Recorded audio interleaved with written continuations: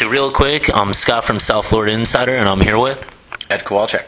And Ed, over the years, been doing this musically now for like 20-something years, actually a bit more than that, Yeah. with live. Now you're doing it solo, or kind of solo today, mixing it up.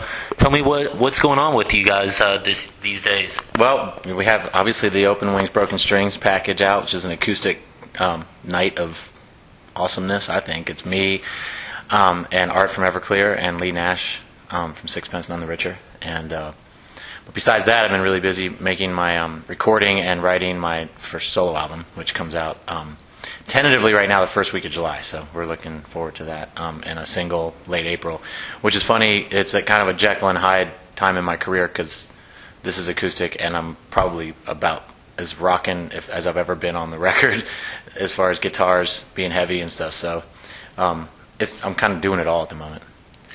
And with this tour, obviously these aren't your bandmates for the record and stuff. I understand that you got, 3 other members that are going to be working on the record with you? Yeah, I've got all the musicians that played on the record in my new band, plus my brother Adam, who people will know that, remember that he's was performing on stage with Live for about a decade, from '98 till last year. So it was great. It was I had such an amazing time with them in Austin recording the record, and it was just a super blessing that I got to just say, "Hey, you want to be in the band too?" And they were like, "Yeah." So I didn't even have to go through any kind of let's find the best musicians. They kind of fell in my lap, so I was pretty stoked. So this isn't going to be kind of one of those things like Stain's Aaron Lewis, where he kind of goes acoustic sometimes, or is that really what you're looking to do? Well, what I wanted to do was just develop one of my strengths, which is, obviously I write everything on acoustic guitar, and then I feel like I do it pretty well in concert. So I just didn't think anybody really knew that, and so I decided to kind of show people that and develop for me, to play different venues, different types of environments, get more intimate with the crowd is also really inspirational for the writing process. So it's more that it's not like I'm choosing one or the other. Like I said, I'm kind of trying to do it all at the moment. And I thought I read somewhere you're going to be going to Dominican Republic, is it? Yeah. That's got to be exciting. Next week. I've never been there in 20 years. And I've been to Brazil, been all over, but this is the first show in Dominican Republic. It's actually, it was initially going to be an acoustic performance, but it kind of evolved into being the first performance of my new full band. So. And for people that are obviously fans of Live, going for so many years and stuff like that, what could you say with your solo efforts? Is it leaning a different sound? Is it still, you're going to know your vocals, obviously. Yeah. Well, yeah, you said it. It's going to have, of course, me singing, so they'll be the main aspect of it will be recognizable. But and also the instrumentation. I'm still playing all the rhythm guitars and doing all the songwriting. So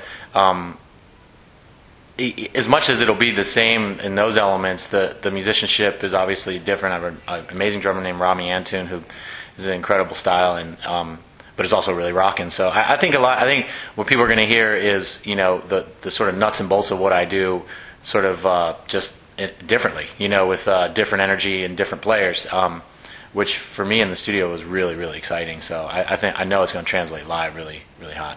And do you already have kind of like those heartfelt lyrics, stuff like Heaven and so forth?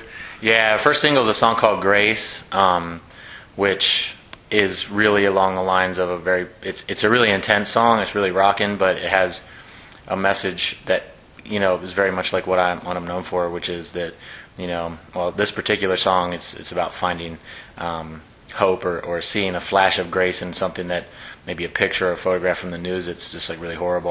There's been a lot of images that come out of Haiti recently where that there's so much horror, but then you see it someone's eyes, or mother's eyes or something, or a child's eyes, or expression that really gives you hope that there's still like something to hope for. And so I kind of took that idea and put it into a song that sounds like a really nice, pretty, and it is a lyric like that, but the song is like really intense. So I kind of am really excited. How do you feel with doing an acoustic set with another frontman, and then you got Lay too? Yeah, well, Lee starts. It's one of those things where we put it together, and you never know till you get out there, like what it's really going to be like, and is it going to work? And so we knew after the first night it was going to be great because she's amazing.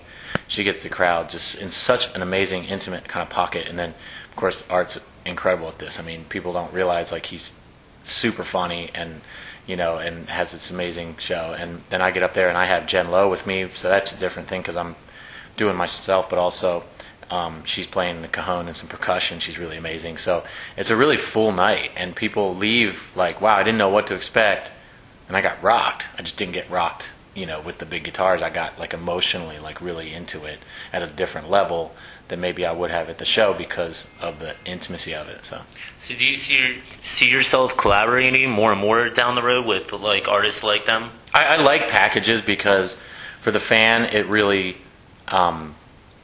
is a lot of bang for the buck, if you would. Like you really get to experience something new, and not to mention if you add up all the songs that you recognize from these three artists, it goes for about, just on the hit songs, about an hour or more. So it's a pretty amazing show, depth-wise and content-wise, and it goes in new directions too. What about a collaboration again with somebody like Tricky when you did Simple Creed? Yeah, well, I've been doing, part of the fun of breaking out and going solo was that I got to spread my wings there a little bit. I mean, I'm still doing 99% of the writing, but I actually collaborated with a song called Everlasting Love with Chris Daughtry, who became a good buddy of mine over the last couple of years. So I love that song. I'm actually going to play that one tonight. And so yeah, I mean, I don't do a whole lot of collaboration. I more like move in the circle of like if it's a friend or we have something in common, then I'll do something. And this song came out great. So for a show tonight, are we going to be able to hear some of the songs live, some of the songs of Everclear, so forth? Yeah, I mean, my set you'll hear, pretty much everybody plays a hit. So in my set you'll pretty much hear them, all the ones you recognize, and plus a couple new ones from my record. And like you said, Grace. Actually, I'm not doing Grace. I haven't developed Grace. It's so heavy that like right. I have to like develop an acoustic version that actually makes sense to me. So there's just that's one of the challenges of this is that some of the songs work and some really just I don't feel translate. Most of them do, but and who knows? I'll probably end up developing an arrangement for that one. But it's so new. I'm like not there yet. So are you going to mix it up with the guys, though? Yeah, and then we play. Just your own? Yeah, we get together at the end of the show, and we've been playing the song called "The Wait" by a band called The Band. It's a classic from the '70s, and so we call it the acoustic super band jam at the end. So. And just kind of wrapping it up, because I know you got to get on stage soon. What other future projects do you have? And another thing, what's something about you yourself that a lot of fans just don't know about? Maybe.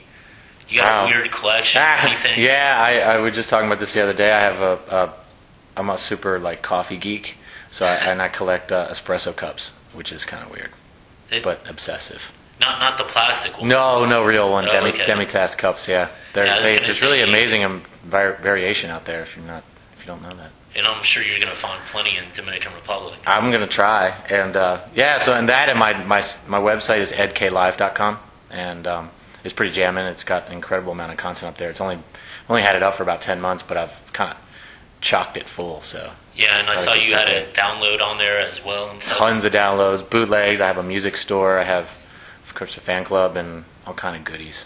All right. Well, I appreciate your time. Thanks a lot. Thanks a lot.